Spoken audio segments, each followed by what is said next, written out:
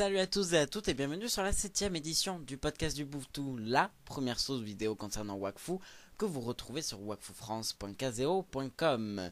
Sans plus attendre, on commence par les news.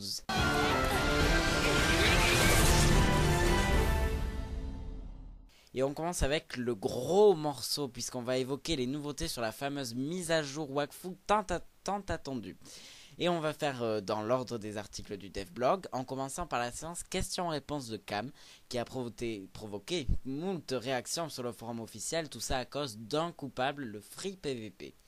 En effet, apparemment les devs ont tranché, il n'y aura pas de Free PVP à proprement parler, puisque 3 ersatz de PVP ont été mis en place, afin d'éviter que les bas levels ne se fassent taper sans raison par un high level qui a envie de se défouler. A la place, 3 autres types de PVP. Alors un PVP où les deux combattants se mettent d'accord pour combattre, ce sera donc un duel. Ensuite, si vous ne respectez pas la nature, vous serez plus vulnérable à vous faire taper par les gens respectueux, du Wakfu. Et enfin, un PVP royaume contre royaume devrait voir le jour. Côté PVP, on apprend aussi par Zidrun qu'il y aura possibilité de rejoindre un combat en cours de route.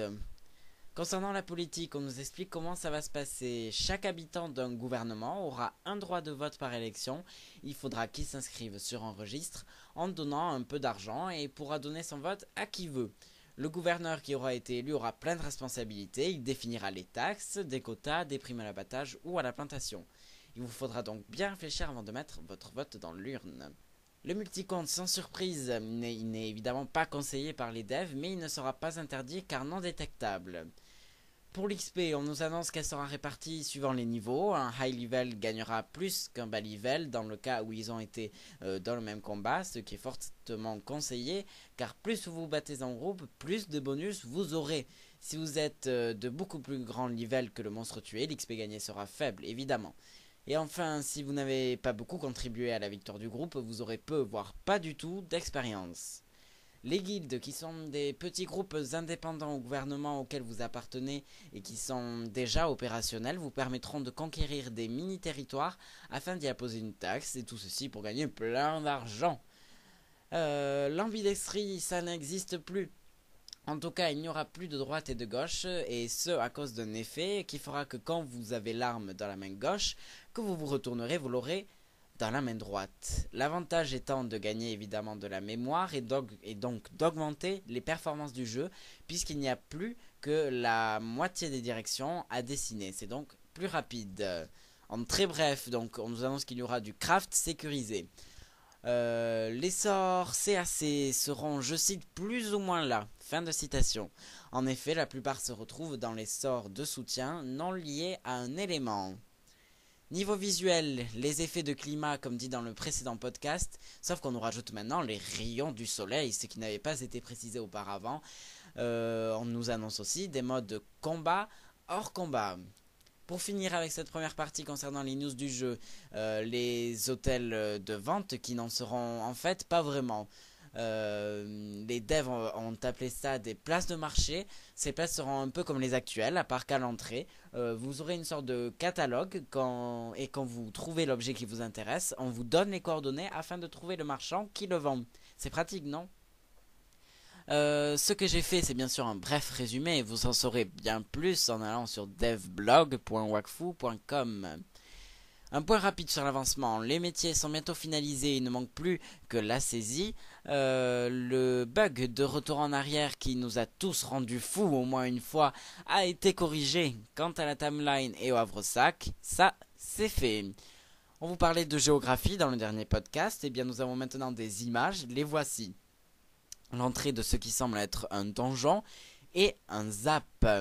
Et en bonus, Cam a délivré une image en douce dans les commentaires de ses articles, ce qui n'a pas échappé à Luigi Gab, le nouveau créateur du nouveau générique, puisque dans cette image, nous pouvons voir ce qui pourrait être l'auberge de la série, ainsi que je ne sais trop quoi, je l'avoue, mais dont la ressemblance est nettement frappante. Pour terminer ce gros point sur le jeu, les sorts qui sont suivant les classes plus ou moins terminés. Par exemple 95% pour les Yop, 90% pour les Kra, 92% pour les Ekaflip ou encore 25% seulement pour les Xelor.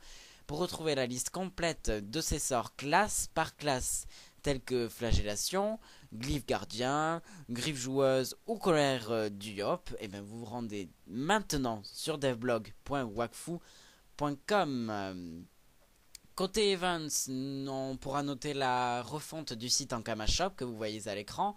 En effet, le site s'est refait une beauté. Alors maintenant, plus d'excuses pour vous rendre sur ankama-shop.com où vous pourrez trouver le Dofus Mag numéro 9 avec plein d'infos sur Dofus, mais aussi sur Islands of Wakfu, le jeu Xbox 360, le TCG et Dofus Arena.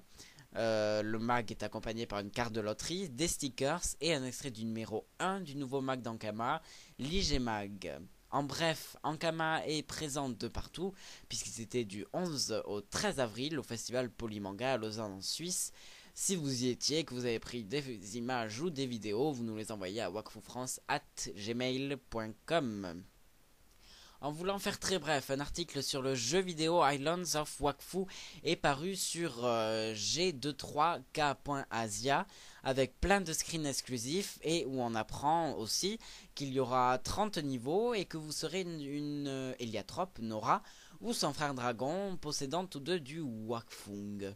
Et pour finir, grâce à ce jeu Xbox 360 qui devrait sortir fin 2009, vous découvrirez la création du monde et le secret de la stasis. Plus d'infos dans l'article dont le lien direct est présent sur wakfufrance.kazeo.com, rubrique podcast du Bouvetou. Côté TCG, outre les cartes de la semaine, charge, marteau du Bouvetou et tofu céleste, Nemo nous en dit un peu plus dans la section TCG du forum officiel puisqu'il nous annonce que les cités disparaissent pour être remplacées par le Havresac. Le fonctionnement de l'XP a lui aussi été chamboulé puisque maintenant les héros pourront en gagner afin de gagner des points de PA, PM et PV. Plus d'infos évidemment sur forum.wakfu.com, rubrique TCG topic news toute fraîche.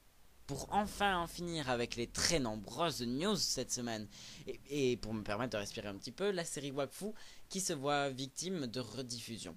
En effet, après 2 semaines de rediffusion, les épisodes 5 et 6, voici que samedi 25 avril, c'est l'épisode 7, Vénéneuse, qui sera rediffusé, alors qu'on profitait d'un épisode inédit samedi 18 avril à 10h, l'épisode 13, Calme Bleu, qui a déchaîné les foules sur le forum officiel avec pas moins de 42 pages sur le topic réservé à cet épisode, qui semble dans la majorité avoir convaincu. Si vous l'avez loupé, eh bien rattrapez-vous vite sur série.wakfu.com où vous pourrez aussi en savoir plus sur Gruffon ou sur les secrets de l'épisode. L'enquête lancée par Ankama est encourageante puisque sur les 14 000 personnes ayant répondu à celle-ci, 96% connaissent la série TV Wakfu et 83% la regardent régulièrement. Étant très curieux, j'aurais souhaité en savoir plus sur les résultats, mais bon, je dis ça, je dis rien. Allez, juste le temps de respirer, voici les fanarts de ce 7e podcast.